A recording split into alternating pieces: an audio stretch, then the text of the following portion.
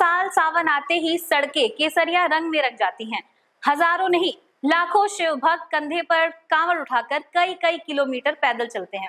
कोई हरिद्वार से जल लाता है, कोई गंगोत्री से, तो कोई सुल्तानगंज से। लेकिन क्या आपने कभी सोचा है आखिर ये कांवड़ यात्रा शुरू कैसे हुई? सबसे पहला कांवड़िया कौन था? क्या रावण ने इसकी शुरुआत की थी, या फिर भगवान परशुराम ने, श्रवण कुमार ने, या भगवान श्री राम ने? और आखिर सावन में ही भगवान शिव पर जल क्यों चढ़ाया जाता है? आज हम आपको बताएंगे कांवड़ यात्रा की पूरी कहानी, जो सिर्फ आस्था ही नहीं बल्कि हजारों साल पुरानी पौराणिक मान्यताओं से जुड़ी हुई है। सबसे पहले ये समझते हैं कि कांवड़ आखिर होती क्या है। कांवड़ एक लकड़ी या बांस से बना संतुलित ढांचा होता है, जिसे दोनों सिरों पर जल के पात्र लटकाए जाते हैं। शिव भक्त गंगा, सरयू या किसी पवित्र नदी से जल भरते हैं और उसे कंधे पर रखकर बिना जमीन पर रखे कई किलोमीटर पैदल चलकर भगवान शिव के मंदिर या ज्योतिर्लिंग तक पहुंचते हैं। इसके बाद उसी जल से शिवलिंग का जलाभिषेक किया जाता है। आज यह यात्रा उत्तर भारत की सबसे बड़ी धार्मिक यात्राओं में गिनी जाती है। अब सवाल ये भी है कि आखिर सावन में ही जल क्यों चढ़ाया जाता है? इसका जवाब मिलता है समुद्र मंथन की कथा में। श्रीमद् भागवत महापुराण, विष्णु पुराण, शिव पुराण और कूर्म पुराण में समुद्र मंथन का वर्णन मिलता है। जब देवता और असुर अमृत पाने के लिए समुद्र मंथन कर रहे थे, तब सबसे पहले निकला हलाहल विष। यह विष इतना भयंकर था कि पूरी सृष्टि के नष्ट होने का खतरा पैदा हो गया। तब भगवान शिव ने सृष्टि की रक्षा के लिए पूरा विष पी लिया था, लेकिन माता पार्वती ने उनका कंठ पकड़ लिया ताकि विष शरीर में ना जाए। इसी कारण शिव जी का गला नीला पड़ गया और वह नीलकंठ कहलाने लगे। कुछ पौराणिक मान्यताओं के अनुसार विष की गर्मी शांत करने के लिए देवताओं ने शिव जी पर गंगाजल अर्पित किया।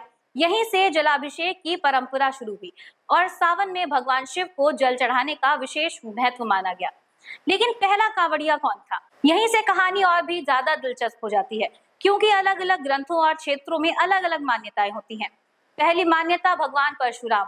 कई विद्वानों का मानना है कि सबसे पहले भगवान परशुराम कांवड़ लेकर चले थे। कहा जाता है कि उन्होंने उत्तर प्रदेश के बागपत स्थित पुरा महादेव मंदिर में गढ़मुक्तेश्वर यानी आज के ब्रजघाट से गंगाजल लेकर शिवलिंग का जलाभिषेक किया था। आज भी लाखों श्रद्धालु उसी परंपरा का पालन करते हैं। दूसरी मान्यता श्रवण कुमार। कुछ विद्वानों के अनुसार पहले कांवड़िया श्रवण कुमार थे। जब वे अपने अंधे माता पिता को तीर्थ यात्रा करा रहे थे, तब वे हरिद्वार पहुंचे। उन्होंने माता पिता को कांवड़ में बैठाकर गंगा स्नान कराया और लौटते समय गंगाजल भी साथ लेकर आए। इसी घटना को कई लोग कांवड़ यात्रा की शुरुआत मानने लगे। अब तीसरी मान्यता भगवान श्री राम।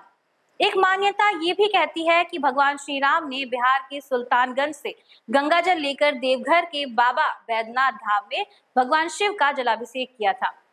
इस वजह से सुल्तानगंज के देवघर तक की कांवड़ यात्रा आज भी दुनिया की सबसे प्रसिद्ध यात्राओं में गिनी जाती है। अब चौथी मान्यता है रावण की। रावण भगवान शिव का सबसे बड़ा भक्त माना जाता था।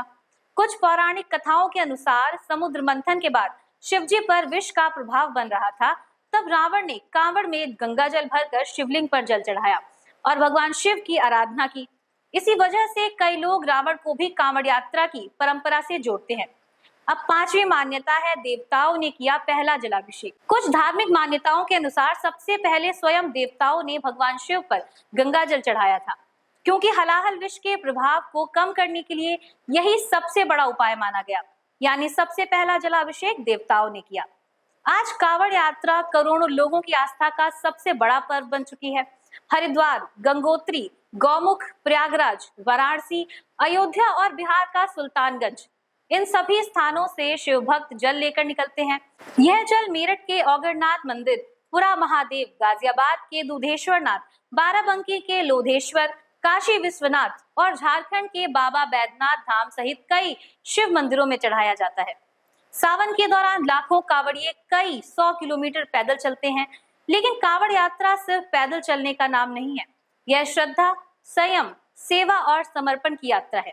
कांवड़ हमें सिखाती है कि भगवान तक पहुंचने का रास्ता मेहनत, धैर्य और विश्वास से होकर गुजरता है।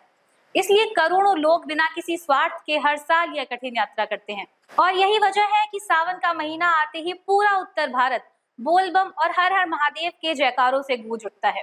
अगर आपको यह जानकारी पसंद आई हो तो वीडियो को लाइक करें और शेयर करें और साथ ही कमेंट में लिखें हर हर महादेव।